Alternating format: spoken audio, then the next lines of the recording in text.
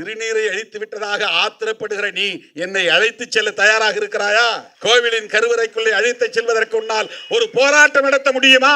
உன்னை சகோதரனாக ஏற்க அவனுக்கு முடியவில்லை. ஓட்டு போடுவதற்கு உன்னையும் என்னையும் முருக பக்தர் என்று சொல்லி மாய்மால அரசியலில் வீழ்த்த பார்க்கிறான். முருக பக்தர் மாநாடு நடத்துகிறார்கள். அவர்கள் உண்மையிலேயே முருக பக்தர்கள் அல்ல, மோடி பக்தர்கள். முருக பக்தர் மாநாடு நாமளும் போயிருக்கணும்ல. நாமெல்லாம் முருக பக்தர்கள் தானே. நாம அவரை கடவுளா நினைக்கிறனால நம்முடைய முன்னோரா நினைக்கிறோம் இல்ல. தமிழ் முன்னோர்களில் அவரும் ஒருவர் என்பதுதானே நமக்கு சங்க இலக்கியம் சொல்லுகிறது. குறிஞ்சி திணையின் தலைவர் தானே. அவர்கள் என்ன சதித்திட்டம் தீட்டி வருகிறார்கள் என்பது அதிமுக தலைவர்களுக்கு தெரியாதா? RSS நிகழ்ச்சியிலே போய் கலந்து கொள்ளக்கூடிய அளவுக்கு எப்படி நீங்கள் நீர்த்து போனீர்கள்? முருக பக்தர் மாநாட்டிலே போய் அமர்ந்திருக்கிற போது அண்ணாவை இழிவுபடுத்தி வீடியோ ஒளிபரப்புகிறார்களே, அதையெல்லாம் எப்படி உங்களால் வேடிக்கை பார்க்க முடிகிறது? இது எங்கே போய் முடியும்? நாங்க திமுக கூட்டணியில் இருக்கிறதால தான் இப்படி பேசுறீங்க சொல்றீங்க. கிடையாது. அதிமுகவையும் ஒரு திராவிட இயக்கம் என்று நம்புவதால் இதை பேசுகிறோம். முருகனுக்கே தனி மதம் இருந்தது. நாம் கும்பிடுகிற முருகனுக்கே கௌமாரம் என்ற பெயரிலே வடமொழியிலே குமாரம், தமிழில் சொன்னால் குமாரம் அப்படிங்கிற ஒரு மதம் இருந்தது. அதான் ஷண்மதங்கள், 6 மதங்கள். சைவம், வைணவம், காணபத்தியம், கணபதியை கும்பிடுறது அந்த மதத்துக்கு பேரு காணபத்தியம். கௌமாரம் முருகனை கும்பிடுவது, சௌரம் சூரியனை கும்பிடுவது, சாக்தம் சக்தியை கும்பிடுவது, இதெல்லாம் மதங்களின் பெயர் வடமொழியிலே சான்ஸ்கிரிட்ல. இந்த 6 மதங்களை ஒருங்கிணைத்துதான் இந்து மதம் என்று இன்றைக்கு அழைக்கிறார்கள். இதெல்லாம் தனித்தனி மதங்கள். சைவம் வேறு மதம், வைணவம் வேறு மதம். அப்புறம் இடைக்காலத்தில் பெரிய மோதல் ஏற்பட்டு, மதமாற்றம் ஏற்பட்டு, வன்முறைகள் நிகழ்ந்து, அதனால் படுகொலைகள் நிகழ்ந்து, ரத்த ஆறு ஓடிய பிறகு அரியும் அரணும் ஒன்றுதான். அரி என்றால் திருமால், அரண் என்றால் சிவன். அதனால தான் நிறைய பேர் ஹரிஹரன் பேர் வைப்பான். ஒன்னா 2 பேரும் ஒன்றுதாயா, தனித்தனியா பேர் வச்சுக்காத. அரியும் சிவனும் ஒன்று, அறியாதவன் வாயில மண்ணுங்கிற பழமொழி அப்படிதான் வந்தது. உலகத்தில் உள்ள எல்லா மதங்களும் சகோதரத்துவத்தை ஏற்றுக்கொண்டிருக்கிற போது இந்து மதம் ஏன் சகோதரத்துவத்தை ஏற்றுக்கொள்ளவில்லை என்பதை மோகன் பகவத் சொல்லுவாரா? அதற்கு விளக்கம் சொல்லுவாரா? மோடி சொல்லுவாரா? அமித்ஷா சொல்லுவாரா? RSS அமைப்புகளை சார்ந்தவர்கள் சொல்லுவார்களா? நீ என்னை சங்கராச்சாரியாக ஆக்க வேண்டும் என்று நான் சொல்லவில்லை, உன்னுடைய சகோதரனாக ஏற்றுக்கொள் என்று தான் சொல்லுகிறேன். அம்பேத்கர் சிலைகளை உடைக்கிற அந்த செயல் இருக்கிறதே, அது புத்தர் சிலைகளை உடைத்த வரலாற்றின் எச்சம். அது புத்தர் சிலையை உடைத்த அந்த பண்பாட்டின் எச்சம். அது ஒரு பண்பாட்டு எச்சம். அம்பேத்கர் சிலையை உடைக்கிறான்னா புத்தர் சிலையை உடைச்ச வரலாறு. அவன் முன்னோர் புத்தர் சிலையை உடைச்சான், அவன் வாரி சிலைக்கு அம்பேத்கர் சிலையை உடைக்கிறான். அதே சாதியவாதி நாளைக்கு திருமாவளவன் படத்தையும் எரிப்பான். ஆனால் என்னை நீ இந்து என்று சொல்லி ஏய்க்க பார்க்கிறாய், முருக பக்தர் என்று சொல்லி ஏய்க்க பார்க்கிறாய். தமிழ்நாட்டிலே முருக பக்தர்கள் மட்டும்தான் இருக்கிறார்களா? அதை விட அதிகமாக ஐயப்ப பக்தர்கள் இருக்கிறார்கள். முருகன் கதையை சொன்னால் மணிக்கணக்கிலே பேச வேண்டியது. எங்கள் மண் ஐவகை நிலம் கொண்ட தமிழ் மண். அதிலே குறிஞ்சி மண்ணின் தலைவன் தான் முருகன். குறிஞ்சி திணையின் தலைவன் தான் முருகன். அவன் எங்களை போல் பிறந்தான், எங்களை போல் வாழ்ந்தான், எம் மக்களை வழிநடத்தினான் என்பதுதான் எங்கள் இலக்கியம் சொல்லுகிறது. தமிழ் இலக்கியம் சொல்லுகிறது, சங்க இலக்கியம் சொல்லுகிறது. புராண கதைகளில் வரக்கூடிய பாத்திரம் அல்ல முருகன். பிறந்தான், வளர்ந்தான், வாழ்ந்தான், மக்களை ஆண்டான் என்கிற குறிப்புகளை கொண்ட இலக்கியங்களை நாங்கள் பெற்றிருக்கிறோம். அவனை சுப்பிரமணியன் ஆக்கிவிட்டார்கள். தோழர்களே, ஒரு உண்மையை நீங்கள் தெரிந்து கொள்ள வேண்டும். எந்த பிராமணரும் தன்னுடைய பிள்ளைக்கு முருகன் என்று பெயர் வைக்க மாட்டார்கள். முருக பக்தர்கள் நடத்துகிற RSS காரர்கள் இந்த கருத்துக்கு பதில் சொல்ல தயாரா? ஒரே ஒரு ஆளை அழைச்சிட்டு வந்து இவர் பை காஸ்ட் பிராமின், பட் இவருடைய நேம் முருகன் அப்படின்னு சொல்லுங்க. ஒருவேளை அப்படி வச்சா ஸ்கந்தன் வைப்பான். SKNDAN, ஸ்கந்தன் வடமொழியில. கந்தன்னா தமிழ், ஸ்கந்தன்னா சான்ஸ்கிரிட். வட இந்தியாவில இந்த கருத்து அங்கே போயிருக்கு. அங்க அவனுக்கு என்ன பேர்னா சுப்பிரமணியன், சுப்பிராமணியன். பிராமணர் இல்ல, பிரம்மண்யன். அதாவது பிரம்மன்கிற கடவுளுக்கு அவர் உடன்பாடானவர் அல்லது உறவானவர், ஏதோ ஒரு வகையில் அவங்களுடைய ஐடியாலஜிக்கல் படி, மித்தாலஜி படி. அவர்கள் சொல்லுகிற முருகன் அல்லது சுப்பிரமணியன் நம்முடைய கதையோடு பொருந்தாதவர். அந்த சுப்பிரமணியன் குறிஞ்சித்திணையின் தலைவர் அல்ல. நம்முடைய முருகன் குறிஞ்சித்திணையின் தலைவர். அது எங்க சங்க இலக்கியங்களில் இருக்கிறது. சங்க இலக்கியத்தில் இருக்கிற முருகன் தமிழ்நாட்டில் மட்டும்தான் 6 படை வீடு.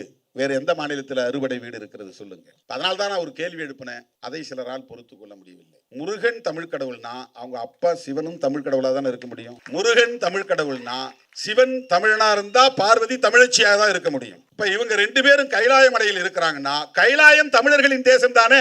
அப்ப ஒட்டுமொத்த இந்தியாவும் தமிழர்களின் தேசம் தானே. எங்கள் தமிழன் சிவபெருமான் கைலாயத்தில் குடியிருக்கிறான் என்றால் கைலாய மலையும் தமிழனுக்கு சொந்தம்.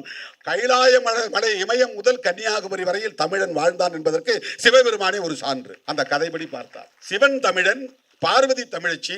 அப்படின்னா கணபதி கணேசனும் தமிழனா தானே இருக்க முடியும். ஏன் கணேசனை தமிழ் கடவுள் நீங்க யாரும் சொல்றது இல்ல? இதெல்லாம் லாஜிக்கா கேட்டா அவனுக்கு கோபம் வரும். நான் திடீர்னு தேர்தல் பாதையை வேண்டான்னு சொன்னாலும் சொல்லிடுவேன் என்னைக்காக ஒரு நாள். அந்த நிலைப்பாட்டை ஏற்றுக்கொண்டு என்னோடு வரக்கூடியவங்க வாங்கன்னு நான் பாட்டு போயிட்டே இருப்பேன். இவனுங்க நம்மள சராசரியா எடை போடுறானுங்க. இந்த ஷீட்டுக்காக, இந்த நோட்டுக்காக, இந்த பிளாஸ்டிக் சேர், இவங்களுடைய புத்தி அவ்வளவுதான். மத பெருமிதம் பேசுகிற இடத்தில் நீங்கள் எச்சரிக்கையாக இருக்க வேண்டும். சாதி பெருமை பேசுகிற இடத்திலே எச்சரிக்கையாக இருக்க வேண்டும். திராவிட அரசியலை எதிர்ப்பவர்களிடம் எச்சரிக்கையாக இருக்க வேண்டும். அதிலும் குறிப்பாக பெரியாரை விமர்சிப்பவர்களிடம் எச்சரிக்கையாக இருக்க வேண்டும். மனைப்பட்டா கேட்டு போராடிய வரலாறு பாஜகவுக்கு உண்டா?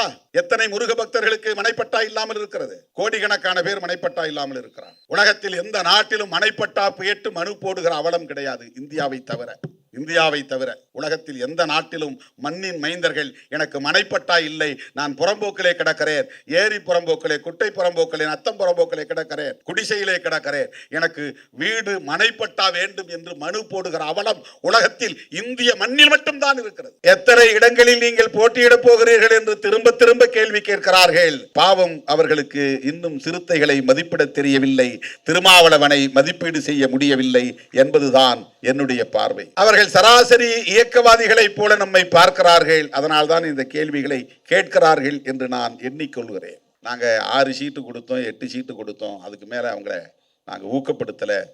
நாங்க 10 சீட்டுக்கு மேல எப்போதுமே இவர்களுக்கு தரமாட்டோம். அது உங்கள் மதிப்பீடு. எங்களை பொறுத்தவரையில் நாங்கள் 234 தொகுதிகளுக்கு இணையானவர்கள், தகுதியானவர்கள்.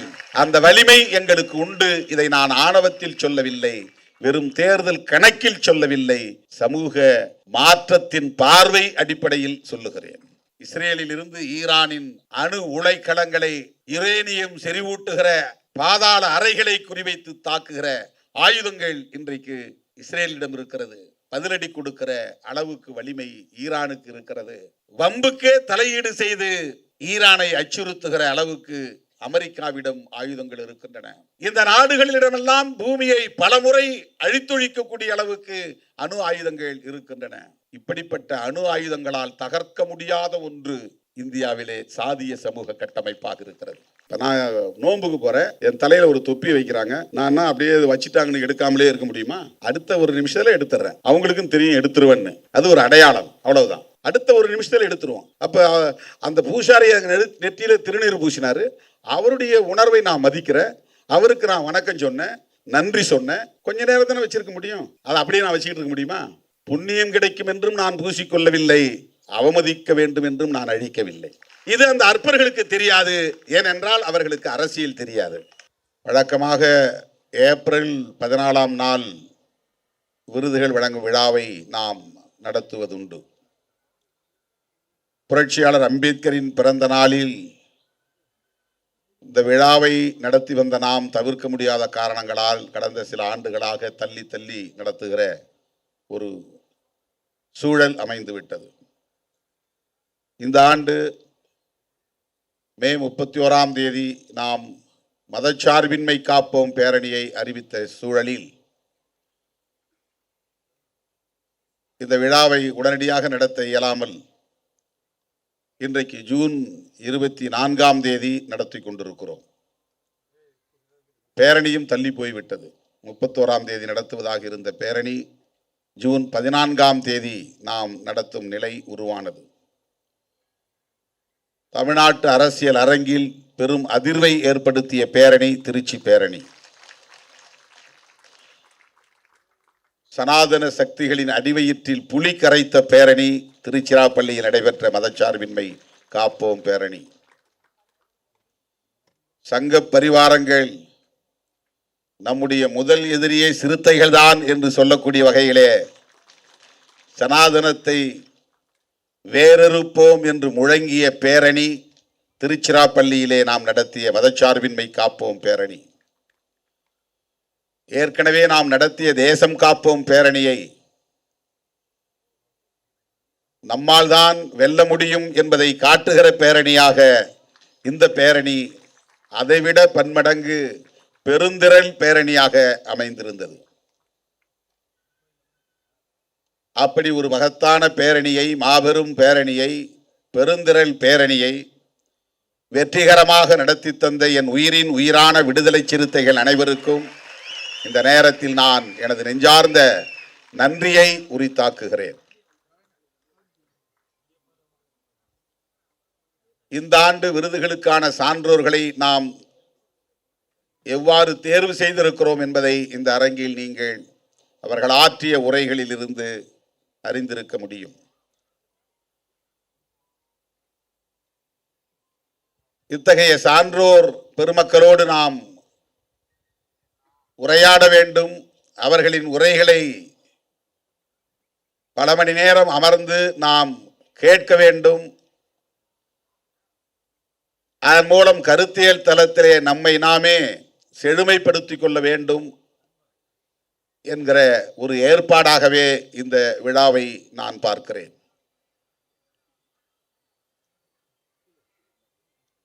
பெரியாரியவாதிகளும் அம்பேத்கரியவாதிகளும் இணைந்து செயலாற்ற வேண்டும் என்பதை தம்பி திருமாவளவன் சாதித்து காட்டியிருக்கிறார் என்று இனமுரசு சத்யராஜ் அவர்கள் இங்கே பேசியது நமக்கு ஒரு சான்றிதழாக, பாராட்டு சான்றிதழாக அமைந்திருக்கிறது. தமிழ்நாட்டில் அப்படி ஒரு இடைவெளி இருந்தது உண்மை. அதே போல மார்க்சியவாதிகளுக்கும் பெரியாரியவாதிகளுக்கும் இடையிலே, மார்க்சியவாதிகளுக்கும் அம்பேத்கரியவாதிகளுக்கும் இடையிலே ஒரு இடைவெளி இருந்தது என்பது உண்மை. இன்றைக்கு மார்க்சியவாதிகளோடும் இணைந்து இயங்குகிற ஆளுமை பெற்ற ஒரு பேரியக்கமாக விடுதலை சிறுத்தைகள் கட்சி வளர்ந்திருக்கிறது என்பதற்கு சான்று இது போன்ற நிகழ்வுகள். அம்பேத்கர் இயக்கங்கள் வேறு எந்த இயக்கங்களோடும் இணைந்து செயல்படாது என்ற ஒரு கருத்து இருந்தது. சொல்லப்போனால் இடதுசாரிகளோடு கூட இணைந்து இயங்குவதிலே சிக்கல் இருந்தது. அப்படி இணைந்து இயங்க முடியாத இடைவெளிக்கு யார் பொறுப்பு என்கிற கேள்விக்கு நாம் செல்ல தேவையில்லை. ஆனால் இணைந்து இயங்க வேண்டும் என்பதை உறுதிப்படுத்தியவர்கள் விடுதலை சிறுத்தைகள் என்பதை இங்கே நான் பெருமையோடு சொல்ல கடமைப்பட்டிருக்கிறேன். ஆகவேதான் நம்முடைய இயக்கங்களின் துண்டறிக்கைகளில் அல்லது சுவரொட்டிகளில் நம்முடைய கொள்கை ஆசான்களாக புரட்சியாளர் அம்பேத்கர், தந்தை பெரியார், மாமேதை கார்ல் மார்க்ஸ் ஆகியோரை தவறாமல் அச்சிடுகிறோம். அவர்களே நமக்கான அடையாளங்கள் என்பதை உயர்த்தி பிடிக்கிறோம். கருத்தியல் அடையாளங்கள் என்பதை உயர்த்தி பிடிக்கிறோம். சாதி மதம் என்கிற வரம்புகளை கடந்து கருத்தியல் அடிப்படையில் நாம் ஒருங்கிணைய வேண்டும் என்பதை உரத்து சொல்லுகிற இயக்கமாக, ஓங்கி பேசுகிற இயக்கமாக, களத்தில் அவற்றை நிகழ்த்தி காட்டுகிற இயக்கமாக இன்றைக்கு விடுதலை சிறுத்தைகள் கட்சி தான் தனித்து இயங்குகிறது, அடையாளமாக விளங்குகிறது. அம்பேத்கரியவாதிகளோடு எப்படி இணைந்து செயல்பட முடியும் என்ற தயக்கமும் தேக்கமும் இடதுசாரிகளிடம் இருந்தது என்பது வரலாற்று உண்மை. அதை தகர்த்து அந்த இடைவெளியை குறைத்தது விடுதலை சிறுத்தைகள் கட்சி. இந்தியாவிலேயே தமிழ்நாட்டில் விடுதலை சிறுத்தைகள் கட்சி தான் அதை சாதித்து காட்டியிருக்கிறது. பெரியார் பிற்படுத்தப்பட்ட மக்களுக்கான தலைவர், அம்பேத்கர் தலித் மக்களுக்கான தலைவர் என்கிற கருத்தை தகர்த்தெறிந்து இருவரும் ஒரே திசை வழியில் பயணித்தவர்கள், சாதி ஒழிப்பே மக்கள் விடுதலை என்கிற கருத்தை ஏற்றுக்கொண்ட தலைவர்கள் என்று இந்த மண்ணிலே கருத்தியல் தளத்தில் உறுதிப்படுத்திய இயக்கம் விடுதலை சிறுத்தைகள் கட்சி. அம்பேத்கர் இயக்கம் என்றால் நீலக்கொடிதான் என்று இருந்த நிலையை மாற்றி நீலத்தோடு சரிபாதி சிவப்பை சேர்த்த இயக்கம் விடுதலை சிறுத்தைகள் கட்சி. இதெல்லாம் இந்திய அரசியலில் புதிய புதிய உத்திகள் அல்லது புதிய முயற்சிகள். நீங்கள் இந்தியா முழுவதும் பார்த்தால் அம்பேத்கர் இயக்கங்கள் வெறும் நீல கொடிகளை மட்டுமே ஏந்தி பிடித்தார்கள். நீளத்தோடு சரிபாதியாக சிவப்பை சேர்த்த முதல் இயக்கம் விடுதலை சிறுத்தைகள் கட்சி. அதை போல பெரியாரை அம்பேத்கரோடு இணைத்தே மக்களை அமைப்பாக்க வேண்டிய தேவை இருக்கிறது என்பதை முதலில் தமிழகத்திலே உறுதிப்படுத்தியவர்கள் விடுதலை சிறுத்தைகள். அதை தாண்டி இந்த கருத்துக்கள் இடதுசாரி இயக்கங்களோடு இணைந்து இயங்குகிற கருத்துகள் தான் இடதுசாரி கருத்துகள் என்பது கம்யூனிஸ்டுகள் அந்த கட்சிகளின் கருத்துகள் மட்டுமல்ல. அது பெரியாரியமும் இடதுசாரி கருத்தியல் தான், அம்பேத்கரியமும் இடதுசாரி கருத்தியல் தான். அது ஆரியத்திற்கு எதிரானது, பார்ப்பனியத்திற்கு எதிரானது, சனாதனத்திற்கு எதிரானது, இந்துத்துவ அஜெண்டாவிற்கு எதிரானது என்பதை உரத்து சொன்ன இயக்கம் விடுதலை சிறுத்தைகள் கட்சி. ஆகவே இந்த மேடையில் நாம் அம்பேத்கரியவாதிகளையும் பெரியாரியவாதிகளையும் மார்க்சியவாதிகளையும் ஒரு சேர அமர வைக்கிறோம். இவர்கள் வேறு வேறு அல்ல, வெவ்வேறு இயக்க அடையாளங்களோடு இயங்குகிற ஒரே சிந்தனையாளர்கள் தான், ஒரே திசைவழி போராளிகள் தான் என்பதை நாம் உணர்த்தி வருகிறோம். தோழர்களே, இன்றைக்கு இதனுடைய விளைவு பெரிதாக வெளிப்படாது. இன்னும் சில பத்தாண்டுகளுக்கு பிறகு தமிழகத்திலே கருத்தியல் ஆளுமைகளாக நிமிர்ந்து நிற்பவர்கள் விடுதலை சிறுத்தைகள் தான். அவர்கள்தான் தமிழ்நாட்டு அரசியலை தீர்மானிக்க போகிறார்கள் என்பது வெளிப்படும். ஒருவேளை இன்றைக்கு திருமாவளவன் இல்லாமல் இருக்கலாம், ஆனால் விடுதலை சிறுத்தைகள் தமிழக அரசியலை தீர்மானிக்கிற சக்தியாக, ஒரு மாபெரும் சக்தியாக விளங்குவார்கள். வெறும் சாதி அரசியலையும் மத அரசியலையும் சாதி பெருமிதங்களையும் மத பெருமிதங்களையும் அரசியலாக இங்கே மக்களிடத்திலே அள்ளி இறைத்துக் கொண்டிருக்கிறவர்கள் மத்தியில் இடதுசாரி பார்வை கொண்ட ஒரு கருத்தியல் இந்த மண்ணுக்கு தேவை.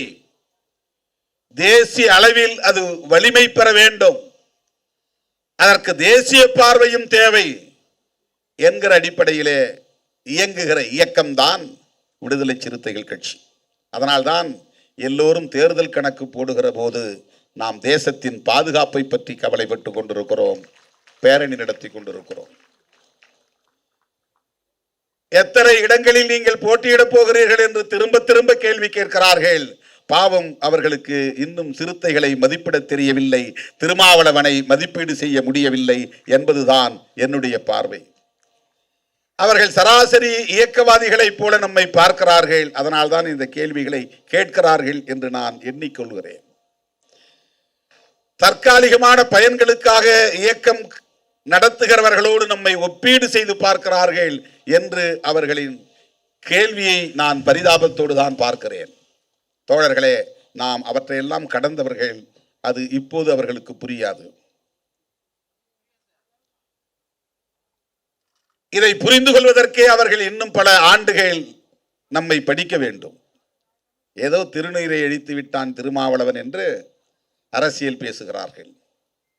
எப்படியாவது எங்களை பற்றி பேசிக்கொண்டே இருங்கள்.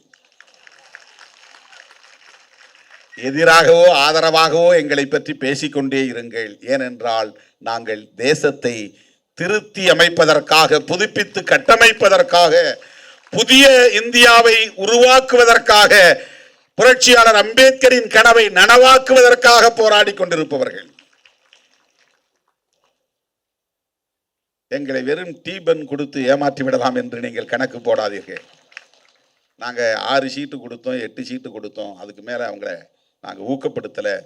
நாங்கள் 10 சீட்டுக்கு மேலே எப்போதுமே இவர்களுக்கு தரமாட்டோம். அது உங்கள் மதிப்பீடு. எங்களை பொறுத்தவரையில் நாங்கள் 234 தொகுதிகளுக்கு இணையானவர்கள், தகுதியானவர்கள். அந்த வலிமை எங்களுக்கு உண்டு. இதை நான் ஆணவத்தில் சொல்லவில்லை, வெறும் தேர்தல் கணக்கில் சொல்லவில்லை, சமூக மாற்றத்தின் பார்வை அடிப்படையில் சொல்லுகிறேன்.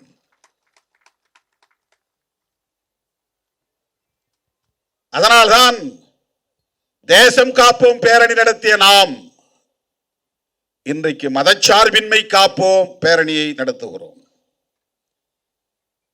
தோழர்களே, மதச்சார்பின்மை என்பதுதான் இந்திய அரசியலின் கருப்பொருளாக இருக்கிறது, மையப்பொருளாக இருக்கிறது, முதன்மை முரண்பாடாக மாறி இருக்கிறது. Primary contradiction in the politics in our country. நம்முடைய தேசத்தில் இன்றைக்கு பிரதானமான முதன்மையான முரண்பாடாக இருப்பது செக்யூலரிசம் என்பதுதான். ஒரு அணி ப்ரோ செக்யூலரிசம், இன்னொரு அணி ஆன்டி செக்யூலரிசம். இதுதான் இந்தியாவில் இன்றைய அரசியல். ஒரு அணி அம்பேத்கர் ஆதரவு அணி, இன்னொரு அணி அம்பேத்கருக்கு எதிரான அணி. இதுதான் இன்றைக்கு இந்திய தேசிய அரசியல். ஒரு அணி அரசமைப்பு சட்டத்திற்கு ஆதரவான அணி, ப்ரோ கான்ஸ்டிடியூஷன். இன்னொரு அணி அரசமைப்பு சட்டத்திற்கு எதிரான அணி, அது ஆன்டி கான்ஸ்டிடியூஷன். இப்படி இந்திய அரசியலில் பல முரண்கள் இருந்தாலும் கூட முதன்மை முரண்பாடாக மாறி நிற்கிறது. அதற்காக நாம் பிஜேபிக்கு நன்றி சொல்ல கடமைப்பட்டிருக்கிறோம்.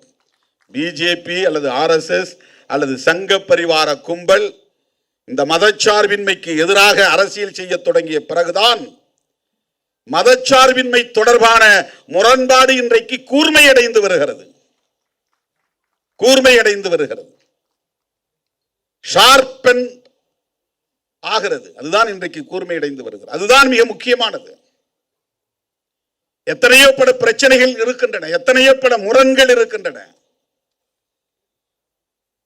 எத்தனையோ அடிப்படை முரண்பாடுகள் இருக்கின்றன. சாதி என்பது ஒரு அடிப்படை முரண்பாடு. பொருளாதார ஏற்றத்தாழ்வு என்பது ஒரு அடிப்படை முரண்பாடு. ஒரு ஊரிலே சாதி அடிப்படையில் மோதல் நிகழ்கிற போது அந்த மோதலுக்கு எது காரணம் என்பது முதன்மை கூறாக அமைகிறது. ஒவ்வொருவரும் எதை முதன்மைப்படுத்துவது என்று அவர்களே அவர்களின் செயல் திட்டத்திலே வரிசைப்படுத்துகிற போது தன்னியல்பாகவே இன்றைக்கு இந்திய அரசியலின் முதன்மை முரண்பாடாக செக்யூலரிசம் என்பதுதான் உருவாகி இருக்கிறது. மதச்சார்பின்மை என்பது தொடர்பான முரண்பாடுதான் முதன்மை முரண்பாடாக மாறி நிற்கிறது. பாரதிய ஜனதாவை வெறும் தேர்தல் கட்சி என்கிற முறையிலே நாம் விமர்சிக்கவில்லை. பாரதிய ஜனதாவை வெறுமன ஒரு அரசியல் கட்சி என்கிற அடிப்படையிலே அவர்களை தேர்தலில் வீழ்த்த வேண்டும் என்கிற அடிப்படையில் நாம் விமர்சிக்கவில்லை, எதிர்க்கவில்லை, பகைக்கவில்லை. அவர்கள் உயர்த்தி பிடிக்கிற அரசியல், அவர்கள் முதன்மைப்படுத்துகிற முரண்பாடு, அதுதான் மிக முக்கியமானது. அம்பேத்கர் எதற்காக இந்த அரசமைப்பு சட்டத்தை உருவாக்கினார்? புதிய இந்தியாவை கட்டமைக்க போகிறோம் என்று ஏன் முழங்கினார்? ஏற்கனவே இருக்கிற இந்தியாவை ஏன் அவர் தகர்க்க வேண்டும் என்று விரும்பினார்? அதுதான் கேள்வி. ஏற்கனவே இங்கு இந்தியா என்கிற ஒரு தேசம் உருவாகி இருக்கிறது. வெள்ளைக்காரனால் அது வலிந்து உருவாக்கப்பட்டு விட்டது. பல்வேறு மதங்களாக சிதறி கிடந்தாலும் கூட இந்தியா என்கிற ஒரு ஓர்மை இங்கே ஏற்கனவே இருந்திருக்கிறது, இருந்து கொண்டே இருக்கிறது.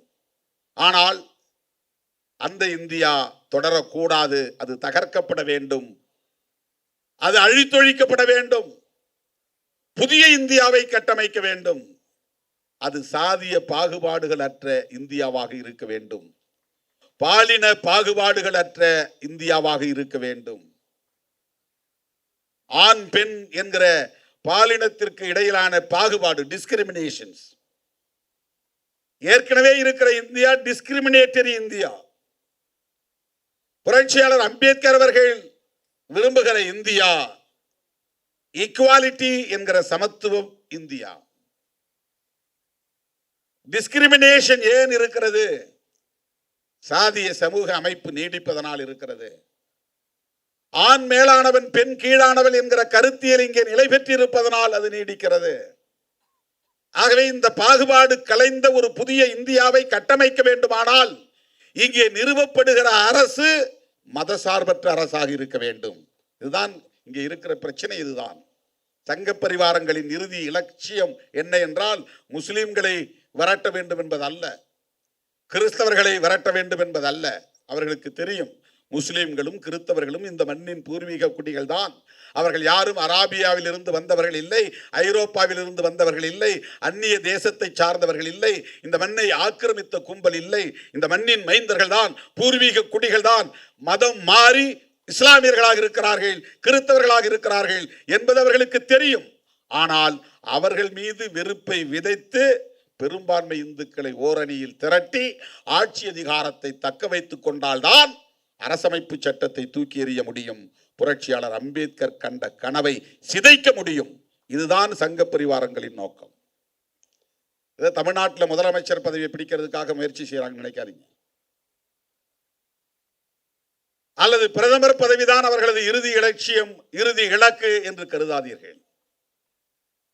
அந்த பதவியிலே தொடர வேண்டும், ஆட்சி அதிகாரத்தை தக்க வைத்துக் கொள்ள வேண்டும், எல்லா மாநிலங்களிலும் தாங்கள் விரும்புகிற ஒரு அரசே அமைய வேண்டும் என்றெல்லாம் அவர்கள் விரும்புவதற்கு காரணம் புரட்சியாளர் அம்பேத்கர் அவர்களால் வகுத்தளிக்க பெற்ற அரசமைப்பு சட்டம் ஒரு புதிய இந்தியாவை உருவாக்கி கொண்டே இருக்கிறது.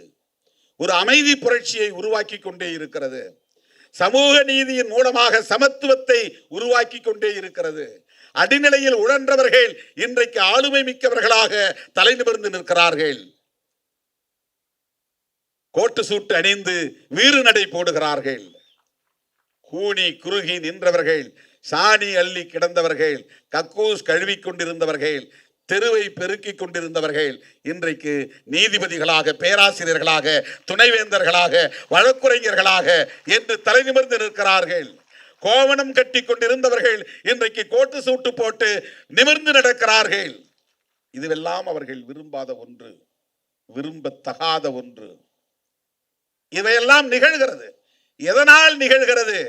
புரட்சியாளர் அம்பேத்கர் வகுத்தளித்த அரசமைப்பு சட்டம் இதை தக்க வைத்துக் கொண்டிருக்கிறது, பாதுகாத்துக் கொண்டிருக்கிறது. இல்லைன்னா இயக்கமே நம்மால் உருவாக்க முடியாது. இப்படி ஒரு அமைப்பே நம்மால் உருவாக்கி இருக்க முடியாது.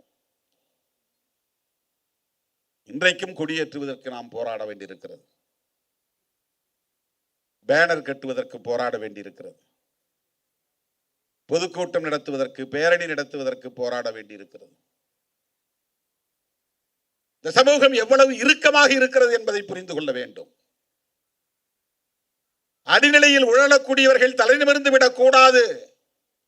ஒரு அரசியல் சக்தியாக வலிமை பெற்றுவிடக் கூடாது என்பதற்கு ஏதுவாக இந்த சமூக கட்டமைப்பு ஏற்கனவே நிறுவப்பட்டிருக்கிறது. என்ன முயற்சி செய்தாலும் உன்னால் அந்த அரங்கத்திற்குள்ளே நுழைய முடியாது. என்ன முயற்சி செய்தாலும் அந்த நெடுஞ்சுவரை உன்னால் தாண்ட முடியாது. என்ன முயற்சி செய்தாலும் அந்த கதவுகளை உன்னால் திறக்க முடியாது. என்ன முயற்சி செய்தாலும் கருவறைக்குள் உன்னால் போக முடியாது என்கிற ஒரு எஸ்டாபிளிஷ்மெண்ட், ஒரு சமூக கட்டமைப்பு இங்கே ஏற்கனவே நிறுவப்பட்டு விட்டது. அவற்றையெல்லாம் ஆயுதம் கொண்டு தகர்க்க புரட்சியாளர் அம்பேத்கர் முயற்சிக்கவில்லை. ஆயுதம் கொண்டு தகர்க்க முடியாது என்பது அவருக்கு தெரியும். இஸ்ரேலில் இருந்து ஈரானின் அணு உலைக்களங்களை, யுரேனியம் செறிவூட்டுகிற பாதாள அறைகளை குறிவைத்து தாக்குகிற ஆயுதங்கள் இன்றைக்கு இஸ்ரேலிடம் இருக்கிறது. பதிலடி கொடுக்கிற அளவுக்கு வலிமை ஈரானுக்கு இருக்கிறது. வம்புக்கே தலையீடு செய்து ஈரானை அச்சுறுத்துகிற அளவுக்கு அமெரிக்காவிடம் ஆயுதங்கள் இருக்கின்றன. இந்த நாடுகளிடமெல்லாம் பூமியை பலமுறை அழித்தொழிக்கக்கூடிய அளவுக்கு அணு ஆயுதங்கள் இருக்கின்றன. இப்படிப்பட்ட அணு ஆயுதங்களால் தகர்க்க முடியாத ஒன்று இந்தியாவிலே சாதிய சமூக கட்டமைப்பாக இருக்கிறது. எந்த ஆயுதங்களாலும் தகர்க்க முடியாது. ஏனென்றால் இது கருத்தியல் வடிவம் கொண்டிருக்கிறது. கெட்டி தட்டி போய் இறுகி கிடக்கிறது. உளவியல் அடிப்படையிலேதான் மாற்றத்தை கொண்டு வர முடியும். அதற்கு இங்கே ஒரு அரசும் தேவைப்படுகிறது. அந்த அரசு மதசார்பற்ற அரசாக இருக்க வேண்டும் என்பதுதான் புரட்சியாளர் அம்பேத்கர் கண்ட கனவு. ரொம்ப சிம்பிளா கேட்கிறான். எல்லா நாடுகளிலும் ரிலீஜன், ஸ்டேட் ரிலீஜன் இருக்கு. ஏன் இந்தியாவில் இருக்கக்கூடாது? இருக்க முடியாது. அரச மதம் இலங்கைக்கு புத்திசம், அரச மதம் பாகிஸ்தானுக்கு இஸ்லாம், அமெரிக்காவுக்கு கிறிஸ்டியானிட்டி, தெற்காசிய நாடுகள் முழுவதும் பௌத்தம் அரச மதமாக இருக்கிறது. ஐரோப்பிய நாடுகள் முழுவதும் கிறிஸ்தவம் அரச மதமாக இருக்கிறது. அராபிய நாடுகள் முழுவதும் இஸ்லாம் அரச மதமாக இருக்கிறது. ஏன் இந்தியாவுக்கு அரச மதம் கூடாது? நல்ல கேள்வி. Logically it's correct. தர்க்க அடிப்படையிலே இது சரி. ஆனால் எந்த மதத்தை இந்தியாவின் அரச மதமாக்க முடியும்? இங்கே பெரும்பான்மை மக்கள் பின்பற்றக்கூடிய மதம் எது? பாகுபாடுகள் நிறைந்த மதம் அல்லவா இங்கே பெரும்பான்மை மக்கள் பின்பற்றுகிற மதமாக இருக்கிறது. அப்படி சொல்லப்படுகிறது. ஒரு காலத்தில் இது இந்து மதம் என்ற ஒரு வடிவம் கிடையாது. முருகனுக்கே தனி மதம் இருந்தது. நாம் கும்பிடுகிற முருகனுக்கே கௌமாரம் என்ற பெயரிலே, வடமொழியிலே குமாரம், தமிழ்ல சொன்னால் குமாரம் அப்படிங்கிற ஒரு மதம் இருந்ததுங்க. அதான் ஷண்மதங்கள், 6 மதங்கள். சைவம், வைணவம், காணபத்தியம், கணபதியை கும்பிடுறது, அந்த மதத்துக்கு பேரு காணபத்தியம். கௌமாரம் முருகனை கும்பிடுவது, சௌரம் சூரியனை கும்பிடுவது, சாக்தம் சக்தியை கும்பிடுவது, இதெல்லாம் மதங்களின் பெயர் வடமொழியிலே, சான்ஸ்கிரிட்ல. இந்த 6 மதங்களை ஒருங்கிணைத்துதான் இந்து மதம் என்று இன்றைக்கு அழைக்கிறார்கள். இதெல்லாம் தனித்தனி மதங்கள். சைவம் வேறு மதம், வைணவம் வேறு மதம். அப்புறம் இடைக்காலத்தில் பெரிய மோதல் ஏற்பட்டு, மதமாற்றம் ஏற்பட்டு, வன்முறைகள் நிகழ்ந்து, அதனால் படுகொலைகள் நிகழ்ந்து, இரத்த ஆறு ஓடிய பிறகு அரியும் அரணும் ஒன்றுதான். அரி என்றால் திருமால், அரண் என்றால் சிவன். அதனால தான் நிறைய பேர் ஹரிஹரன் பேர் வைப்பான். ஒன்னா 2 பேரும் ஒண்ணுதாயா, தனித்தனியா பேர் வச்சுக்காத. அரியும் சிவனும் ஒன்று, அறியாதவன் வாயில மண்ணுங்கிற பழமொழி அப்படிதான் வந்தது. அரியும் சிவனும் ஒன்று, அறியாதவன் வாயில மண்ணு. ஏன்னா 2 வேற வேற இருந்து சண்டை போட்டுக்கிட்டாங்க. அதை ஒன்னாக்குற முயற்சியை பல ஆண்டுகள் ஆதிசங்கரர் உட்பட பலரும் முயற்சி செய்து ஒன்னாக்குனாங்க. அதெல்லாம் தனித்தனியாக. அப்போ இந்து ரிலீஜன் ஒன்று கிடையாது. அந்த காலத்தில் பார்ப்பனர்களுக்கு இருந்த மதம் தான் வேதிக் ரிலீஜன், வைதிக மதம். அவங்களது இந்து கிடையாது. சைவ மதம்ங்கிறது இந்து மதம் கிடையாது. வைணவ மதங்கிறதும் இந்து மதம் கிடையாது. இதெல்லாம் வெள்ளைக்காரன் வந்த பிறகு 1800களின் தொடக்கத்தில் 19ஆம் நூற்றாண்டில் தான். இப்போ நம்ம இருக்கிறது 21ஆம் நூற்றாண்டு. 200 ஆண்டுகளுக்கு முன்னாலே ஏற்பட்ட மாற்றம் தான் ஹிந்து ரிலீஜன் என்கிற ஒரு மதம் தோன்றவே இல்லை. இதை உருவாக்கியவர் யார் என்று சொல்ல முடியாது. இஸ்லாத்தை உருவாக்கியவர் நபிகள் நாயகம், கிறிஸ்தவத்தை உருவாக்கியவர் இயேசு பெருமான், பௌத்தத்தை உருவாக்கியவர் கௌதம புத்தர், சமணத்தை உருவாக்கியவர் மகாவீரர், இந்து மதத்தை உருவாக்கியவர் யாருன்னே தெரியாது. கேட்டா என்ன சொல்லுவாங்க, இது 50,000 வருஷங்களுக்கு முன்னால உருவானது, அதனால இது யார் உருவாக்குனாங்க தெரியாது. 5 லட்சம் வருஷத்துக்கு முன்னால உருவானது, யார் உருவாக்குனாங்க தெரியாது. வரலாறு அப்படி இல்லை. அதற்கு எந்த ஆதாரங்களும் கிடையாது. ஏதோ ஒரு வகையிலே இன்றைக்கு இந்து என்கிற வடிவம் வந்து விட்டது. சரி, அந்த மதத்தை இந்தியாவின் அரச மதமாக அறிவிப்பதிலே பிரச்சனை இருக்கிறது. அதை பேசுவோம். ஏன் அறிவிக்க முடியாம போச்சு?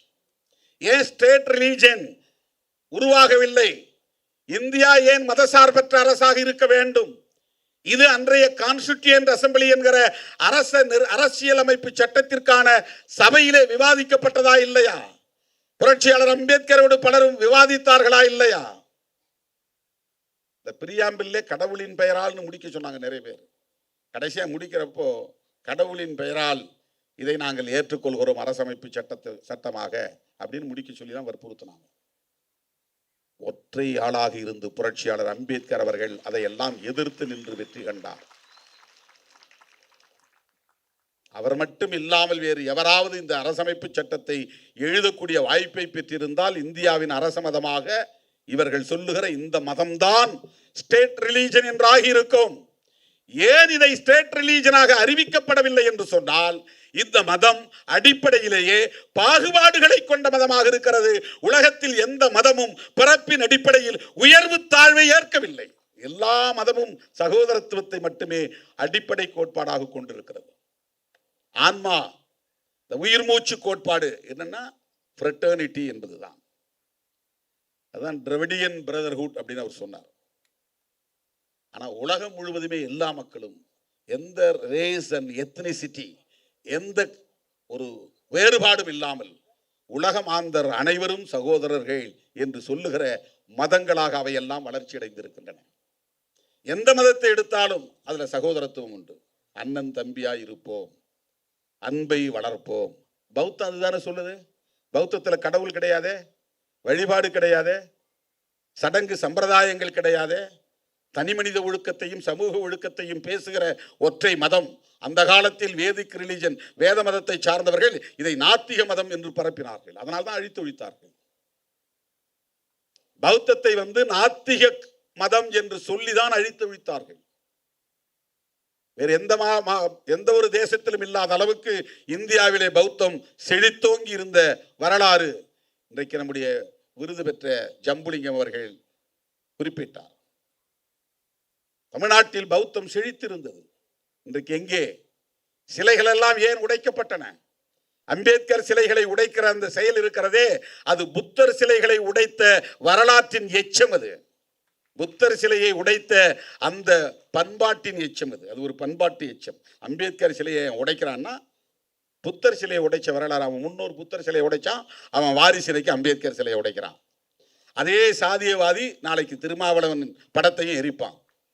ஏன்னா அது பண்பாட்டு எச்சம். அது தொடருது, அது அவனுடைய ஜீன்லேயே அது வருது. ஏன் குடிசையை கொளுத்துறான்னா, அன்னைக்கு பௌத்த பள்ளிகளை கொளுத்துறான். எங்கெல்லாம் பௌத்த மடம் இருக்கோ அந்த மடத்தை கொளுத்துறான். எங்கெல்லாம் பௌத்த பிக்குகள் இருந்தார்களோ தேடி போய் கழுத்தை எடுத்து கொன்றார்கள். அந்த மதத்தை அடியோடு வேரோடு வேரடி மண்ணோடு வெட்டி சாய்ப்போம் என்பதை போல அந்த மதத்தை அழித்தொழித்தார்கள். அது நல்ல கருத்துக்களை பரப்பியது, நாத்திக கருத்துக்களை பரப்பியது என்று குற்றம் சாட்டினார்கள். நல்ல கருத்துக்களை பரப்பிய ஒரு இயக்கத்தை, பௌத்த இயக்கத்தை அழித்தொழித்தார்கள். அந்த மதம் சகோதரத்துவத்தை பேசுகிறது, இஸ்லாம் சகோதரத்துவத்தை பேசுகிறது, சமணம் சகோதரத்துவத்தை பேசுகிறது, கிறிஸ்தவம் சகோதரத்துவத்தை பேசுகிறது. இந்து மதம் சகோதரத்துவத்தை பேசுகிறதா? மேல் பாதிக்குள்ளே என்னால் நுழைய முடியவில்லையே. திருநீரை அழித்து விட்டதாக ஆத்திரப்படுகிற நீ என்னை அழைத்து செல்ல தயாராக இருக்கிறாயா? கோவிலின் கருவறைக்குள்ளே அழைத்து செல்வதற்கு முன்னால் ஒரு போராட்டம் நடத்த முடியுமா?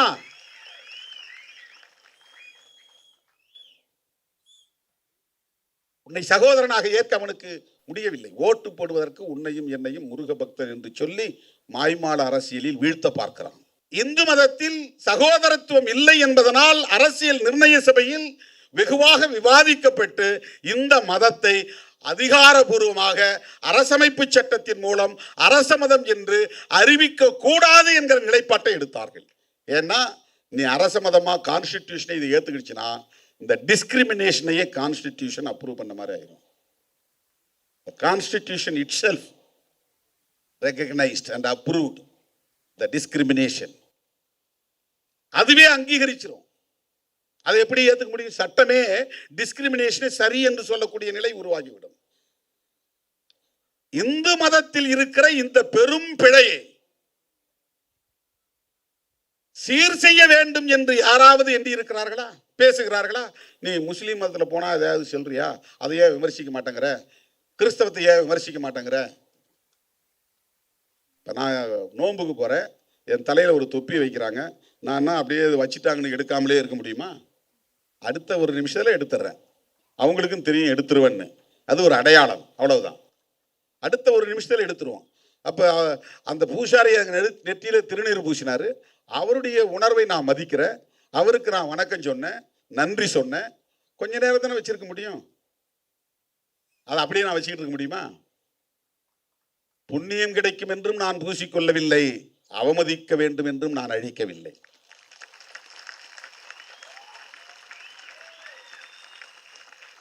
இது அந்த அற்பர்களுக்கு தெரியாது. ஏனென்றால் அவர்களுக்கு அரசியல் தெரியாது.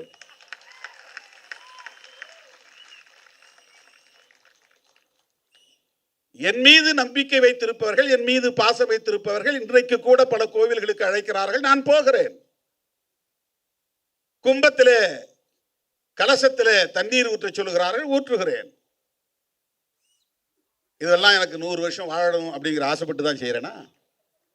என் தாய் என்னை வீட்டுக்கு வரவேற்கிற போது ஆழம் எடுத்து நெற்றியிலே திருநீறு பூசுகிறார். அதை ஏற்றுக்கொள்கிறேன். என் தாய்க்கு என்ன மதிப்பை கொடுக்கிறேனோ அப்படி என் மக்களுக்கும் நான் மதிப்பளிக்கிறேன். அவ்வளவுதான். அது மக்கள் மீது நான் கொண்டிருக்கிற ஒரு மதிப்பு, அவர்களின் உணர்வுகளுக்கு நான் செலுத்துகிற மதிப்பு. தோழர்களே, இந்து மதத்தில் சகோதரத்துவம் இல்லை என்பதை இந்திய அரசமைப்பு சட்டம் சொல்கிறது. அதனால்தான் அதை அரச மதமாக இந்திய அரசமைப்பு சட்டம் ஏற்றுக்கொள்ளவில்லை. இதுதான் ரொம்ப முக்கியமான செய்தி. இதுதான் ரொம்ப முக்கியமான செய்தி. This is the message we have to bring it to the people. There is no equality in Hindu religion. Only discrimination is there.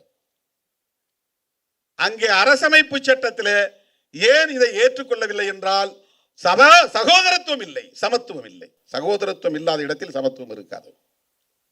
உலகத்தில் உள்ள எல்லா மதங்களும் சகோதரத்துவத்தை ஏற்றுக்கொண்டிருக்கிற போது இந்து மதம் ஏன் சகோதரத்துவத்தை ஏற்றுக்கொள்ளவில்லை என்பதை மோகன் பகவத் சொல்லுவாரா? அதற்கு விளக்கம் சொல்லுவாரா? மோடி சொல்லுவாரா? அமித்ஷா சொல்லுவாரா? RSS அமைப்புகளை சார்ந்தவர்கள் சொல்லுவார்களா?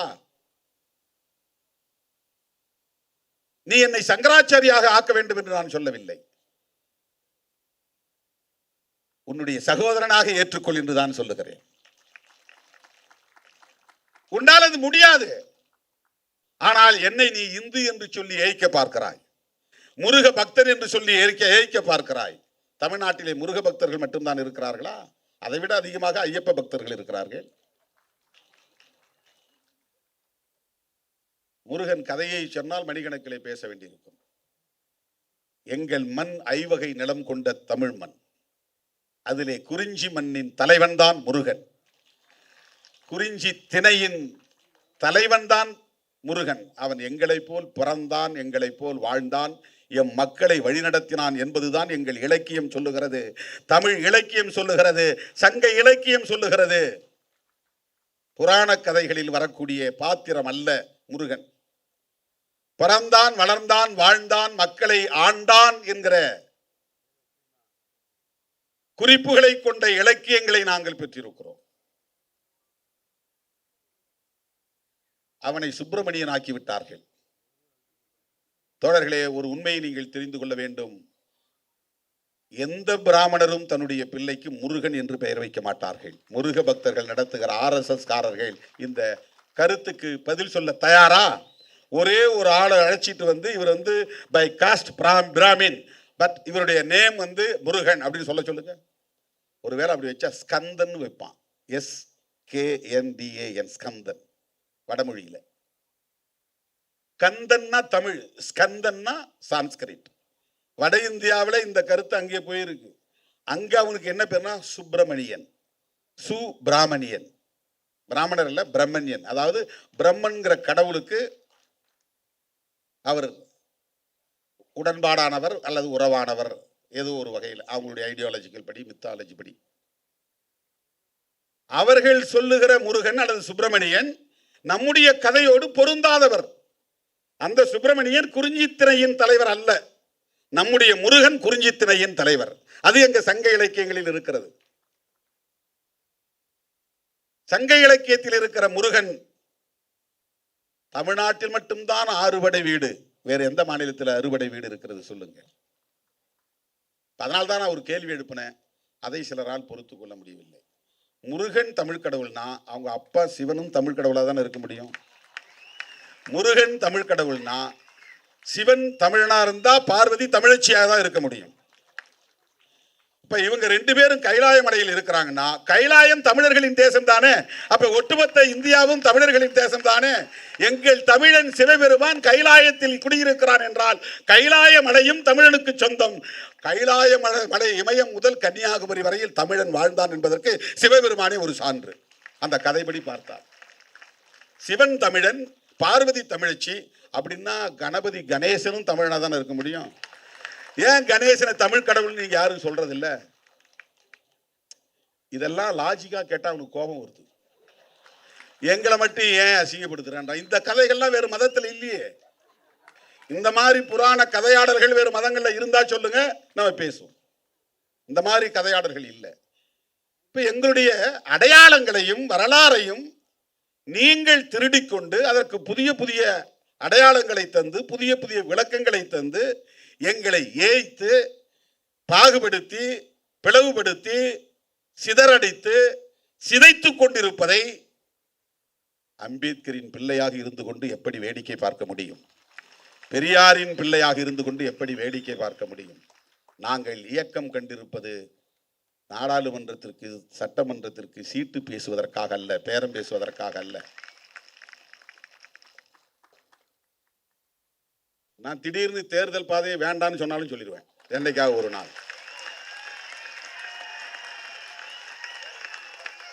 அந்த நிலைப்பாட்டை ஏற்றுக்கொண்டு என்னோடு வரக்கூடியவங்க வாங்கன்னு நான் பாட்டு போயிட்டே இருப்பேன்.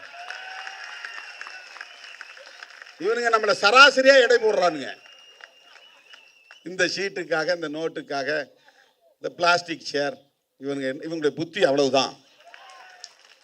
நான் தரையில் உட்கார்ந்து இருந்தாலும், பிளாஸ்டிக் சேரில் உட்கார்ந்து இருந்தாலும், சோஃபாவில் இருந்தாலும் எல்லாம் ஒன்றுன்னு நினைக்கிறவன். அது ஒரு பெரிய விஷயமே கிடையாது. சோஃபாவில் உட்கார்ந்துருந்தா தான் பெரிய கெத்து, தரையில் உட்கார்ந்துருந்தா சாதாரணம் அப்படிலாம் ஒன்றும் கிடையாது. ஏன்னா அவனுக்கு அப்படி ஒரு மதிப்பீடு வச்சிருக்கிறான்.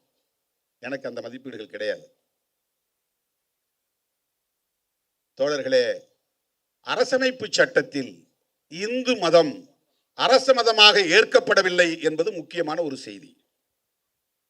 அதனால்தான் இந்திய அரசமைப்பு சட்டம் ஒரு செக்யூலர் சட்டம், அது மதசார்பற்ற கருத்தை கொண்ட ஒரு சட்டம். பல நாடுகளின் சட்டங்களை எல்லாம் சேர்த்து அதில் ஒன்னா கலந்து ஒரு பெரிய சட்டமா அம்பேத்கர் எழுதிட்டாரு, அவர் என்ன எழுதிட்டாரு அப்படின்னு பல பேர் நினைக்கிறான். அப்படி கிடையாது. அந்த இடத்துல அவர் இல்லைன்னா வேற மாதிரி போயிருக்கும். இந்த நாட்டினுடைய தலையெழுத்துனா தலையாய எழுத்து. தலையாய எழுத்துன்னா அரசமைப்பு சட்டம் தான் தலையெழுத்து. அதுதான் தலையாய எழுத்து. அதுதான் பிரைமரி ஆக்ட். அதுதான் உண்மையான தலையெழுத்து. இந்த தலையில கபாலத்தில் எழுதுற எழுத்து இல்ல. தலையெழுத்துனா தலையாய எழுத்து, பிரைமரி ஆக்ட். நீ எத்தனை சட்டம் வேணாலும் கொண்டு வரலாம், அந்த சட்டத்தினுடைய பேசிக் ஃபேக்டர்ஸ், அடிப்படை கூறுகளில் கை வைக்க கூடாது. ஆனால் பிஜேபி ஆட்சிக்கு வந்த 11 ஆண்டுகளாக அவர்கள் செய்கிற முக்கியமான வேலையே அரசமைப்பு சட்டத்தின் அடிப்படை கூறுகளில் கை வைப்பதுதான். எப்படி இதை வேடிக்கை பார்த்து கொண்டிருக்க முடியும்? அரசமைப்பு சட்டத்திற்கே ஆப்பு வைக்கிற வேலையை செய்து கொண்டிருக்கிறார்கள். அம்பேத்கர் ஜெயந்தி கொண்டாடுவார்கள், அம்பேத்கருக்கு சிலை எழுப்புவார்கள், அவர் காலடியை தொட்டு வணங்குவார்கள்.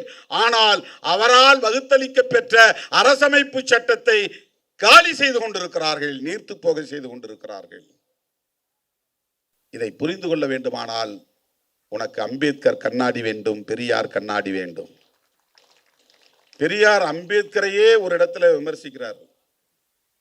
அம்பேத்கர் இறந்தபோது பெரியார் சொன்னதாக ஒரு தகவல் என்னன்னா, புத்தர், இயேசு, நபி போன்றவர்களின் வரிசையில் வைத்து வணங்குதற்குரியவர் அம்பேத்கர் என்று பெரியார் பெருமிதம் பொங்க சொன்னார் என்று தகவல். அந்த வரிசையில அம்பேத்கரை வைக்கிற அளவுக்கு அம்பேத்கர் மேல பெரியாருக்கு ஒரு மரியாதை இருந்துச்சு. அந்த பெரியார் அம்பேத்கர் எழுதிய அரசமைப்பு சட்டத்தை கொளுத்துவோம் என்று சொல்ல நேர்ந்தது. அந்த போராட்டமே நடத்தினார். ஏன் நடத்தினார்னா அம்பேத்கர் மேல இருந்த வெறுப்பு இல்லை. 2 பேரும் அவ்வளவு திக்கஸ்ட் ஃப்ரெண்ட்ஸுங்க. தமிழ்நாட்டுக்கு வந்தா பெரியாரை கட்டாயம் அம்பேத்கர் சந்திப்பார். அம்பேத்கர் விடுத்த அழைப்பை ஏற்று பெரியார் இங்கிருந்து கிளம்பி மியான்மர் போனார், பர்மாவுக்கு போனார். அன்னைக்கு அம்பேத்கர் விடுத்த அழைப்பை ஏற்று, வாங்க நான் இது மாதிரி பர்மாவுக்கு போறேன், ஒரு புத்திஸ்ட் கான்ஃபரன்ஸ், நீங்களும் அதில் வந்து கலந்துக்கணும். இங்கிருந்து புறப்பட்டு போனார். அவரோட ராஜாராம் போனார். அன்றைய சபாநாயகர் ராஜாராம் பெரியாருக்கு துணையாக இருந்தவர். அவரோட போனார். அங்க போய் 2 பேரும் சந்தித்து கொண்டார்கள். அந்த அளவுக்கு திக்கஸ்ட் ஃப்ரெண்ட்ஸ். பெரியார் என்ன சொன்னார்னா, அரசமைப்பு சட்டம் எல்லா மதங்களுக்கும் சுதந்திரம் தருகிறது, அவர்களின் கருத்தை, நம்பிக்கையை பரப்புவதற்கு உரிமை தருகிறது. அப்படி தருவதன் மூலம் இந்து மதத்திற்கும் அந்த சுதந்திரம், அந்த உரிமை கிடைக்கிறது. எனவே அவர்கள் திரும்ப திரும்ப மூட நம்பிக்கைகளை பரப்புவதற்கு அரசமைப்பு சட்டமே இடம் கொடுக்கிறது. அந்த பிரிவை நான் கொடுத்துகிறேன். எவ்வளவு நுட்பமாக இருக்கிறார் பாருங்கள். பெரியார் அம்பேத்கரை போல பல்கலைக்கழகங்களில் சென்று படித்தவர் அல்ல.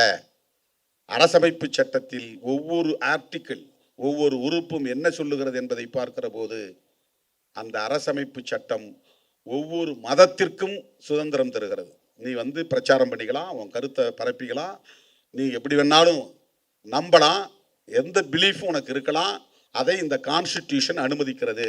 அதுதான் கான்ஸ்டிடியூஷன்ல இருக்கிற முக்கியமான ஒரு செய்தி. அதை எதிர்த்து பெரியார் போர்க்குரல் எழுப்புகிறார். அதற்காக அரசமைப்பு சட்டத்தை கொளுத்துகிற போராட்டத்தை நடத்தினார். அம்பேத்கர் மனுஸ்மிருதியை எரித்தார். மனுஸ்மிருதிக்கு ஆல்டர்னேட் தான் கான்ஸ்டிடியூஷன் ஆஃப் இந்தியா.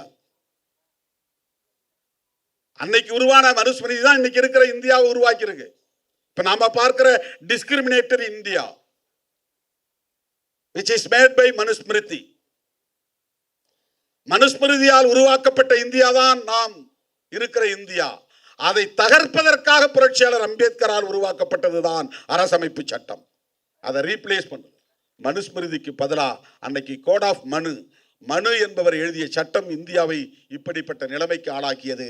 நான் எழுதுகிற சட்டம் புதிய இந்தியாவை உருவாக்கும், மாடர்ன் இந்தியா. அந்த புதிய இந்தியாவிலே பாகுபாடு இல்லாமல் இருக்க வேண்டுமானால் இந்து மதம் அரசமைப்பு சட்டமாக இருக்க முடியாது. ஆகவே இந்த சட்டம் செக்யூலர், அதுதான் ரொம்ப முக்கியமானது. இதுதான் அவர்களுக்கு கண்ணை உறுத்துகிறது, கண்ணிலே விழுந்த தூசி போல உறுத்தி கொண்டிருக்கிறது. இந்த சட்டத்தை நேரடியாக தூக்கி எறிய முடியவில்லை, புரட்சியாளர் அம்பேத்கர் அவர்களை நேரடியாக விமர்சிக்க முடியவில்லை, புரட்சியாளர் அம்பேத்கருக்கு எதிரான அரசியலை பேச முடியவில்லை. முஸ்லிம்களும் கிறிஸ்தவர்களும் இந்த ஏழை எளிய தலித் மக்களை ஏமாற்றி மதமாற்றம் செய்கிறார்கள் என்று சொல்லுகிறார்கள். எப்படி ஒருத்தனை ஏமாற்றி மதம் மாற்ற முடியும்? இந்த வன்கொடுமைகளை தாங்கிக் கொள்ள முடியாதவர்கள் அவர்களாக போய் மதம் மாறினார்கள். இந்தியாவுக்குள்ளே இருக்கிற முஸ்லிம்கள் எல்லாம் ஒரு காலத்தில் இப்படிப்பட்ட வன்கொடுமைகளுக்கு ஆளான முன்னோரின் வாரிசுகள். வெவ்வேறு சாதியில் இருந்திருக்கலாம். இங்க பிசின்னு இருக்கிறது அவர் சொன்ன மாதிரி, மிஸ்டர் டாக்டர் KS சலம் அவர்கள் சொன்ன மாதிரி, இங்க பிசின்னு சொல்றவன் இன்னொரு ஸ்டேட்ல ஷெட்யூல் காஸ்ட். அடிப்படையில் எல்லாம் டிராவிடியன்ஸ், அவன் பார்வையில் எல்லாம் சூத்ராஸ். ஆகவே அவங்களுக்கு கொடுமைகள் இருந்தது. சாதி கொடுமை என்பது SC STக்கு மட்டுமே எதிரானது அல்ல, ஒவ்வொரு சாதிக்கும் எதிரானதுதான் சாதிய கட்டமைப்பு. சாதி ஒழிப்பு என்பது SC ST மக்களுக்கான கோரிக்கை அல்ல, சகோதரத்துவத்தை விரும்புகிற ஒவ்வொருவரின் கோரிக்கை அது. ஜனநாயகத்தை மதிக்கிற ஒவ்வொருவரின் கோரிக்கை அது. சமத்துவத்தை விரும்புகிற ஒவ்வொருவரின் கோரிக்கை. அதனால்தான் தன்னியல்பா அண்ணன் சத்யராஜ் இங்க சொன்னாரு, சாதி ஒழிப்பே தமிழ் தேசியம். நான் 1990களில் எழுதின பல முழக்கங்கள்ல இது ஒண்ணு, சாதி ஒழிப்பே மக்கள் விடுதலை. அதன் பிறகு துண்டறிக்கைகளில் சாதி ஒழிப்பே தமிழ் தேச மக்கள் விடுதலை அப்படின்னு அடிச்சிருப்பேன். அதெல்லாம் பழைய துண்டறிக்கைகளை பார்த்தீங்கன்னா தெரியும். இதெல்லாம் 90, 91, 92. அப்பெல்லாம் நீங்க யாரும் இங்க இருக்கிறவங்க கட்சிக்கு வந்திருக்க மாட்டாங்க, ஒரு சில பேரை தவிர. மதுரையிலிருந்து வந்த தோழர்களுக்கு தெரியும், துண்டறிக்கைகள் எடுத்து பார்த்தா தெரியும். சாதி ஒழிப்பே மக்கள் விடுதலை, இதுதான் நம்முடைய இந்த இயக்கத்தை நான் தொடங்கிய போது, தேர்தல் அரசியலில் ஈடுபடாத போது நான் முன்வைத்த முதல் முழக்கமே இதுதான். இன்னைக்கு தன்னியல்பா அண்ணன் அதை பேசுறாருன்னா அவரு இடதுசாரி சிந்தனையாளராக இருக்கிறார், பெரியாரியவாதியாக இருக்கிறார். அதனால் அவருக்கு தன்னியல்பாக இது வருகிறது. இங்க தமிழ் தேசியம் பேசுகிறவர்கள் யாராவது சாதி ஒழிப்பை பற்றி பேசுகிறார்களா? அதை விட பெரிய அபத்தம் என்னவென்றால், பெரியாரை எதிர்த்து தமிழ் தேசியம் கட்டுகிறார்கள். தமிழ் தேசியத்தின் உண்மையான எதிரி யார் என்பதை கூட உங்களால் அடையாளம் காண முடியவில்லை என்கிற போது நீங்கள் எப்படி தமிழ் தேசியத்திற்கு ஆதரவான சக்தியாக இருக்க முடியும்? இது பெரிய முக்கியமான ஒரு செய்தி. இது தமிழ் தேசியம் பேசுகிறார்கள், போலி தமிழ் தேசியத்தை பேசுகிறார்கள். உள்ளபடியே தமிழ் தேசியத்தின் எதிரி எதுவாக இருக்க முடியும் என்றால் இந்திய தேசியமாகத்தான் இருக்க முடியும். தெலுங்கர் எப்படி தமிழ் தேசியத்திற்கு எதிராக இருக்க முடியும்? கன்னடன் எப்படி தமிழ் தேசியத்திற்கு எதிராக இருக்க முடியும்? அவனவன் தேசியத்தை அவனவன் கட்டியமைக்க வேண்டும். ஒவ்வொரு தேசிய இனமும் ஒருங்கிணைந்து ஐக்கிய முன்னணியை கட்டி எழுப்ப வேண்டும். வலிந்து இந்திய தேசியத்தை அவர்கள் உருவாக்குகிறார்கள். அது இன்றைக்கு பிஜேபியால் முன்வைக்கப்படுகிற இந்துத்துவ தேசியமாக இருக்கிறது, மதவழி தேசியமாக இருக்கிறது. அதையெல்லாம் பேசாமல், அதையெல்லாம் எதிர்க்காமல், அதையெல்லாம் அம்பலப்படுத்தாமல், அவர்கள்தான் இவ்வளவுக்கும் காரணம் என்று சொல்லாமல், அவர்களுக்கு பின்னால் இருக்கிற அதானி அம்பானி போன்ற பெருமுதலாளிகளை பேசாமல் பெரியாரை போய் எதிர்க்கிறார்கள் என்று சொன்னால் இவர்கள் யாருடைய ஆட்கள் என்பதை புரிந்து கொள்ள வேண்டும். தோழர்களே, மத பெருமிதம் பேசுகிற இடத்தில் நீங்கள் எச்சரிக்கையாக இருக்க வேண்டும். சாதி பெருமை பேசுகிற இடத்திலே எச்சரிக்கையாக இருக்க வேண்டும். திராவிட அரசியலை எதிர்ப்பவர்களிடம் எச்சரிக்கையாக இருக்க வேண்டும். அதிலும் குறிப்பாக பெரியாரை விமர்சிப்பவர்களிடம் எச்சரிக்கையாக இருக்க வேண்டும். இது ஒரு மெசேஜ் நான் சொல்றேன், ரொம்ப முக்கியமான செய்தி இது. எல்லோரும் இங்கே குழப்பிக் கொண்டிருக்கிறார்கள். கருத்தியல் அடிப்படையில் நமக்கு ஒரு தெளிவு தேவை, நமக்கு ஒரு தொலைநோக்கு பார்வை தேவை. அதிமுக வெறும் அரசியல் ஆதாயம் கருதி இன்றைக்கு பாரதிய ஜனதாவோடு சேர்ந்து கொண்டு நியாயப்படுத்தி பேசிக் கொண்டிருக்கிறார்கள். உள்ளபடியே எம்ஜிஆருக்கும் ஜெயலலிதாவுக்கும் அவர்கள் விசுவாசமாக இருந்திருந்தால் அவர்களால் பிஜேபியோடு சேரவே முடியாது. எடப்பாடி பழனிசாமி அவர்கள் மீது நான் மரியாதை வைத்திருக்கிறேன். நீங்கள் மிகப்பெரிய வரலாற்று பிழையை செய்கிறீர்கள். சமூக நீதி அரசியலை கற்று வளர்ந்த அதிமுக தொண்டர்களை எல்லாம் பாஜகவுக்கான ஆட்களாக மாற்றிக் கொண்டிருக்கிறீர்கள். சங்க பரிவாரங்களுக்கு தொண்டு செய்யக்கூடிய தொண்டர்களாக மாற்றிக் கொண்டிருக்கிறீர்கள். அடிப்படை பிரச்சனைகளுக்காக போராடாதவர்கள் இன்றைக்கு எந்த ஒரு பக்தனும் கேட்காத நிலையிலே முருக பக்தர் மாநாடு நடத்துகிறார்கள். அவர்கள் உண்மையிலேயே முருக பக்தர்கள் அல்ல, மோடி பக்தர்கள். அது மோடி பக்தர்களின் மாநாடு, அது முருக பக்தர்களின் மாநாடு கிடையாது. முருக பக்தர் மாநாடுனா நாமளும் போயிருக்கணும்ல, நாமெல்லாம் முருக பக்தர்கள் தானே. நாம அவரை கடவுளா நினைக்கிறனால நம்முடைய முன்னோரா நினைக்கிறோம் இல்ல. தமிழ் முன்னோர்களில் அவரும் ஒருவர் என்பதுதானே நமக்கு சங்க இலக்கியம் சொல்லுகிறது. குறிஞ்சி திணையின் தலைவர் தானே. அவர்கள் என்ன சதித்திட்டம் தீட்டி வருகிறார்கள் என்பது அதிமுக தலைவர்களுக்கு தெரியாதா? RSS நிகழ்ச்சியிலே போய் கலந்து கொள்ளக்கூடிய அளவுக்கு எப்படி நீங்கள் நீர்த்து போனீர்கள்? முருகபக்தர் மாநாட்டிலே போய் அமர்ந்திருக்கிற போது அண்ணாவை இழிவுபடுத்தி வீடியோ ஒளிபரப்புகிறார்களே, அதையெல்லாம் எப்படி உங்களால் வேடிக்கை பார்க்க முடிகிறது? இது எங்கே போய் முடியும்? நாங்க திமுக கூட்டணியில் இருக்கிறதால தான் இப்படி பேசுறீங்க சொல்றீங்க. கிடையாது. அதிமுகவையும் ஒரு திராவிட இயக்கம் என்று நம்புவதால் இதை பேசுகிறோம். அதிமுக தலைவர்களும் தொண்டர்களும் பெரியார் வழி வந்தவர்கள் என்று நம்புவதால் இதை பேசுகிறோம். இல்லைன்னா அதை பேச போறதில்லை, அதை பேச வேண்டிய அவசியமும் இல்லை. இன்னைக்கு என்ன நிலைமை? மனைப்பட்டா கேட்டு போராடிய வரலாறு பாஜகவுக்கு உண்டா? எத்தனை முருக பக்தர்களுக்கு மனைப்பட்டா இல்லாமல் இருக்கிறது? கோடிக்கணக்கான பேர் மனைப்பட்டா இல்லாமல் இருக்கிறார். உலகத்தில் எந்த நாட்டிலும் மனைப்பட்டா கேட்டு மனு போடுகிற அவலம் கிடையாது, இந்தியாவை தவிர. இந்தியாவை தவிர உலகத்தில் எந்த நாட்டிலும் மண்ணின் மைந்தர்கள் எனக்கு மனைப்பட்டா இல்லை, நான் புறம்போக்கிலே கிடக்கிறேன், ஏரி புறம்போக்கிலே, குட்டை புறம்போக்கிலே, நத்தம் புறம்போக்கிலே கிடக்கிறேன், குடிசையிலே கிடக்கிறேன், எனக்கு வீடு மனைப்பட்டா வேண்டும் என்று மனு போடுகிற அவலம் உலகத்தில் இந்திய மண்ணில் மட்டும்தான் இருக்கிறது. அந்த மக்களுக்காக என்ன போராட்டங்களை நீங்கள் முன்னெடுத்திருக்கிறீர்கள்?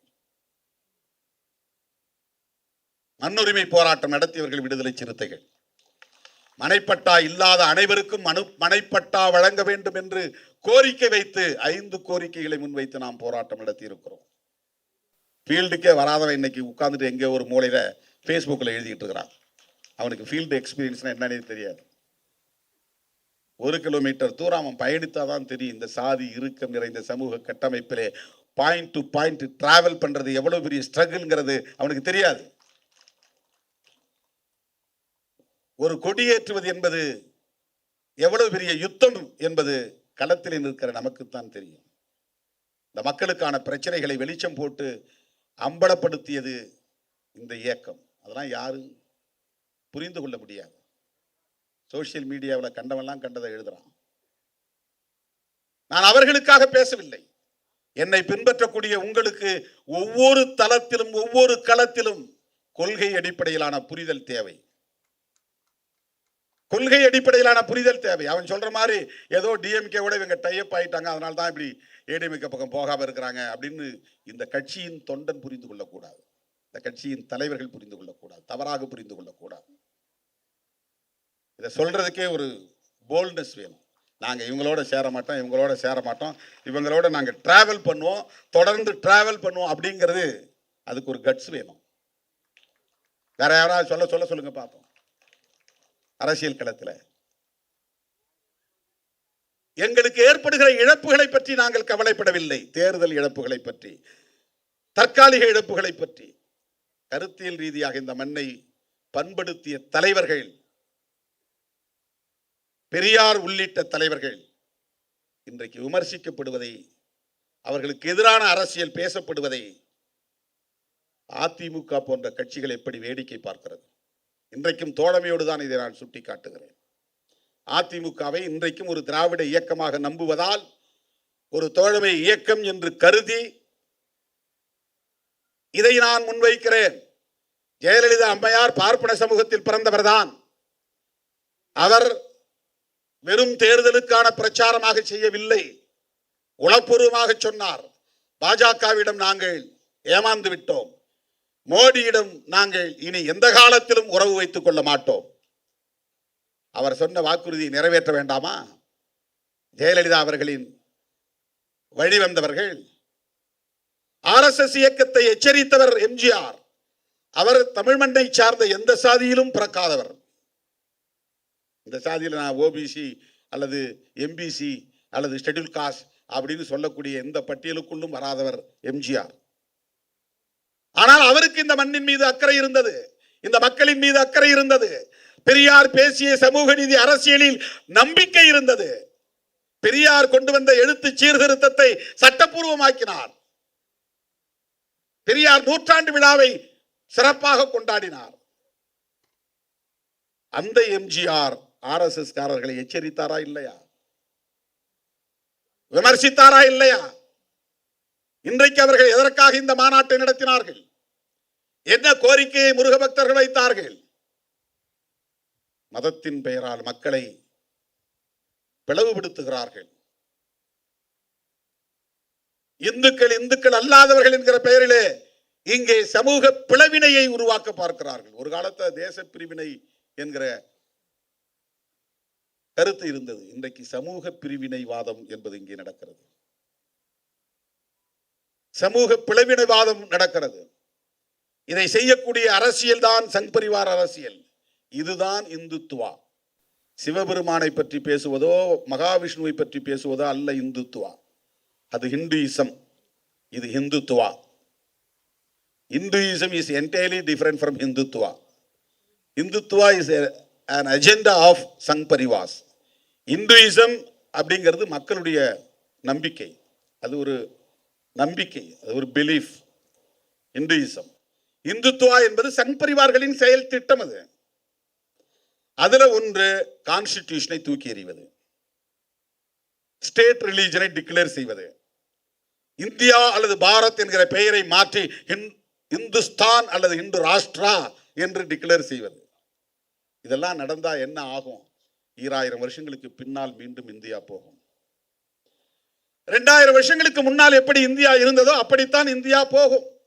அதை தடுக்க வேண்டிய தேவை இருப்பதனால் சங் பரிவார்களிடம் எச்சரிக்கையாக இருங்கள் என்று சொல்லுகிறோம். அதனால்தான் அந்த கருத்துள்ள இடதுசாரி சக்திகளோடு நாம் கைகோர்த்து நிற்கிறோம். திமுக உள்ளிட்ட மதசார்பற்ற முற்போக்கு கூட்டணி. அந்த கூட்டணிக்கு பேர் கலைஞர் எப்படி வச்சிருக்காரு பாருங்க, மதசார்பற்ற முற்போக்கு கூட்டணி. ஜனதான்னு ஒரு கட்சி, ஒரு கூட்டணி உருவாச்சு காங்கிரஸை வீழ்த்துவதற்காக. ஆல் இண்டியா லெவல்ல ஜனதான்னா மக்கள் அணின்னு பேரு. அந்த ஜனதாவோட ஒரு இயக்கமா இருந்தது ஜனசங், ஜனசங்கம், மக்கள் சங்கம். அதுதான் பிற்காலத்துல பாரதிய ஜனதான் மாறிச்சு. அதுல இருந்து பிரிஞ்சு வந்தவங்கல்ல ஜனதா தள், அதுல VP சிங் ஒரு முக்கியமான தலைவர். அந்த ஜனதா தள் பிரியும் போது தேவகவுடா போன்ற தலைவர்கள்லாம் ஜனதா தள் செக்யூலர் அப்படின்னு பேர் வச்சாங்க. தலைவர்கள் நமக்கு முன்னர் இருந்த தலைவர்களை எப்படி இந்த செக்யூலரிசத்தின் மீது ஒரு ஈடுபாடு கொண்டிருக்கிறார்கள், கருத்து ஊன்றி தலைப்பை கூட, ஒரு இயக்கத்தின் தலைப்பில் கூட செக்யூலர் அப்படிங்கிற ஒரு பெயரை வச்சிருக்காங்க பாருங்க. Janata Dal united, Janata Dal secular.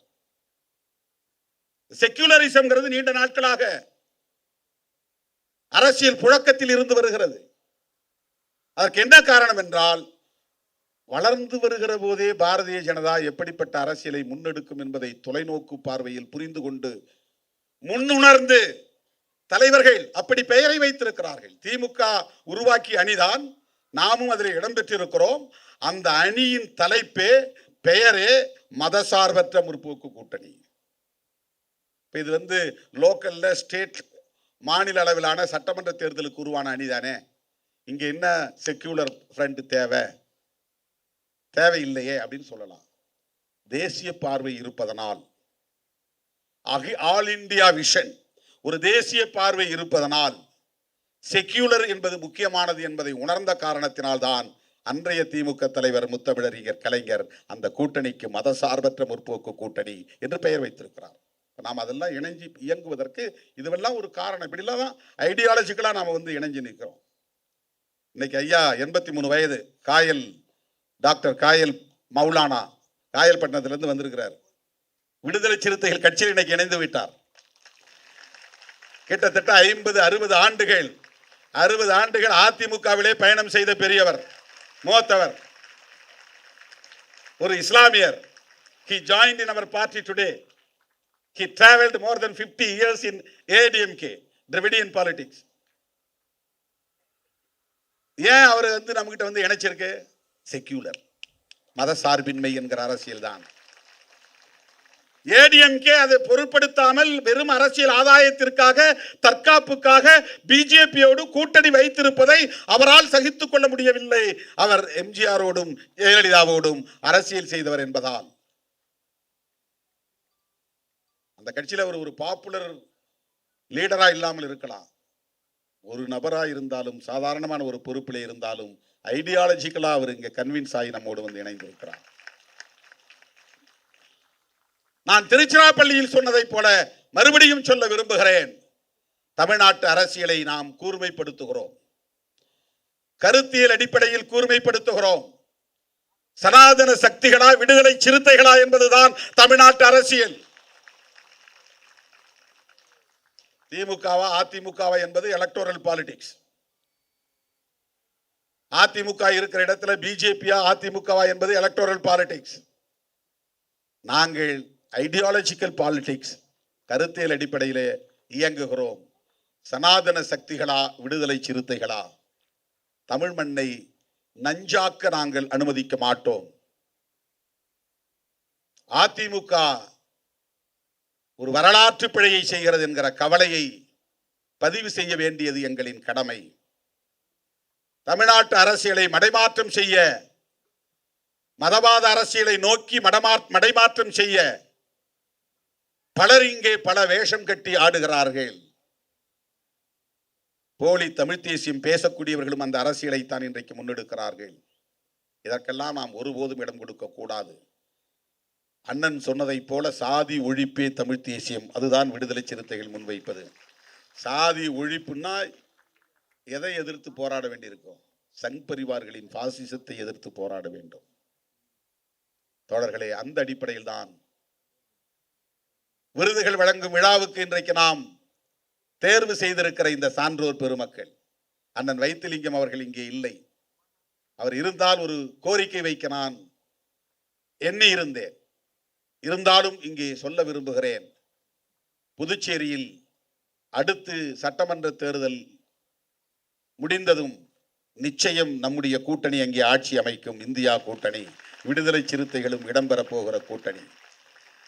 காங்கிரஸ் தலைமையிலான அந்த அணி ஆட்சி அமைக்கிற போது நாங்கள் கோரிக்கை வைத்து அன்றைய முதலமைச்சர் நாராயணசாமி அவர்களுக்கு அம்பேத்கர் சுடர் விருதினை ஏன் வழங்கினோம் என்றால், ஆதி திராவிடர் சமூகத்தை சார்ந்த 16% மக்களுக்கு ஆரம்ப கல்வி முதல் ஆராய்ச்சி கல்வி வரையில் கட்டணமில்லாத கல்வியை வழங்கியதற்காக பாராட்டி அவருக்கு அம்பேத்கர் சுடர் விருதினை வழங்கினோம்.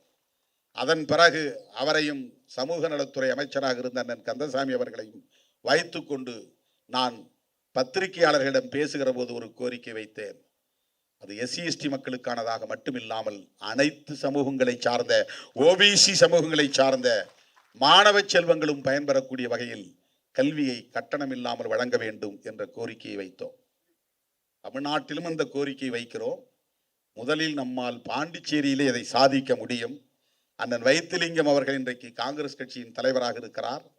நாளைக்கு காங்கிரஸ் தலைமையிலே ஆட்சி அமைந்தால் புதுச்சேரியிலே இதர சமூகங்களை சார்ந்த 86% சார்ந்த மாணவர்களுக்கும் கல்வியை முதலில் இலவசமாக கட்டணம் இல்லாமல் வழங்க வேண்டும். ஒரு அரசு எப்போது சிறந்த அரசாக மாறும் என்றால் கல்வியை கட்டணம் இல்லாமல் வழங்குகிற அரசுதான் மிகச்சிறந்த மக்கள் அரசாக இருக்க முடியும். மருத்துவத்தை கட்டணம் இல்லாமல் வழங்குகிற அரசுதான் மக்கள் அரசாக விளங்க முடியும். இவை இரண்டும் மிக மிக முக்கியத்துவம் வாய்ந்தது. எல்லா இலவசங்களையும் நிறுத்துங்கள், மதுக்கடைகளை மூடுங்கள், போதைப் பொருள் புழக்கங்களை கட்டுப்படுத்துங்கள். இதையெல்லாம் உங்களால செய்ய முடியுமா? ஆட்சிக்கு வந்தா நீங்க ஆட்சியை கொடுத்து பாருங்கள்.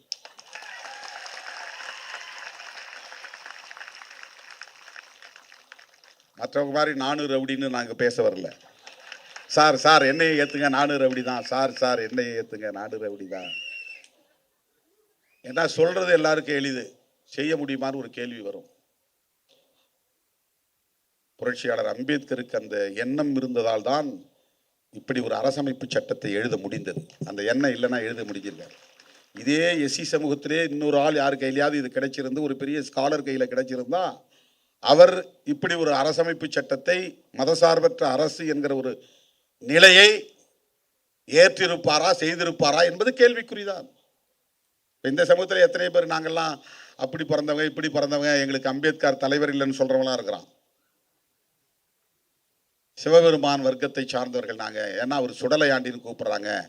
அவர் சுடுகாட்டில் பிணஞ்சுட்டவரா காட்டுறாங்களாம், சுடலையாண்டின்னு.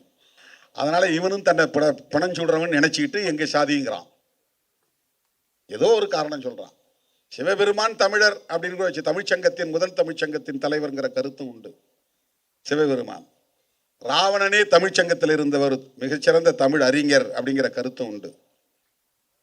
இவங்கெல்லாம் ஒரு உண்மையை நீங்க தெரிஞ்சுக்கணும். இந்த கடவுள்களில் யாருமே பிராமணர்கள் கிடையாது, எல்லாமே டிராவிடியன்ஸ் தான், அது ட்ரைபல்ஸ். சிவபெருமான் ஒரு ட்ரைபு, முருகனே ஒரு ட்ரைபு. அதனால தான் வள்ளியை கல்யாணம் பண்ணிக்கிட்டாரு.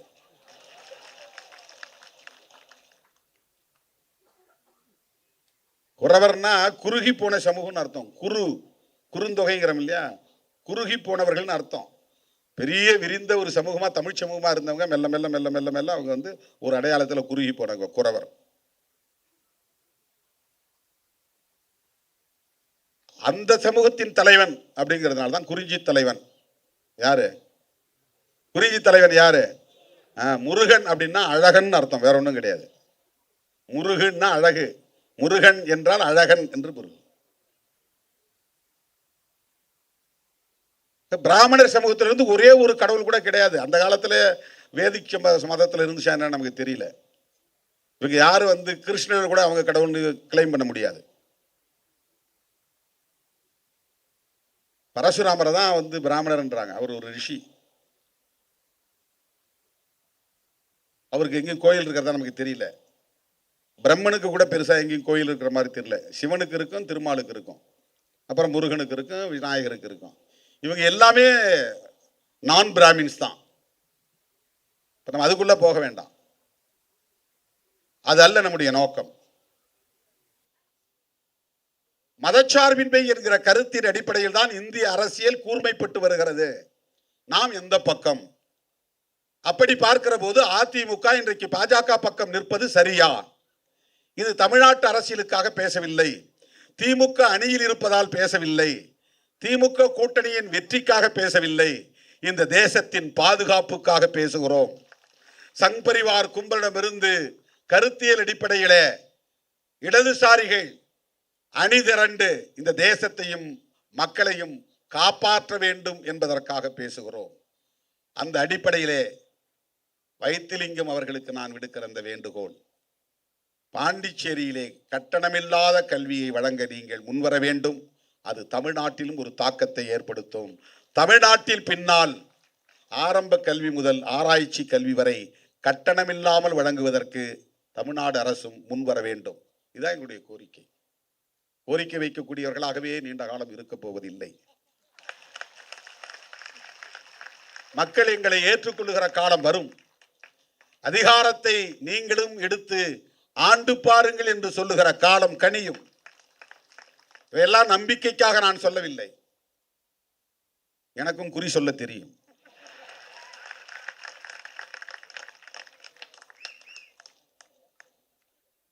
சிறுத்தைகள் ஒரு நாள் ஆளும் சக்தியாக பரிணமிப்பார்கள் என்கிற நம்பிக்கை உண்டு.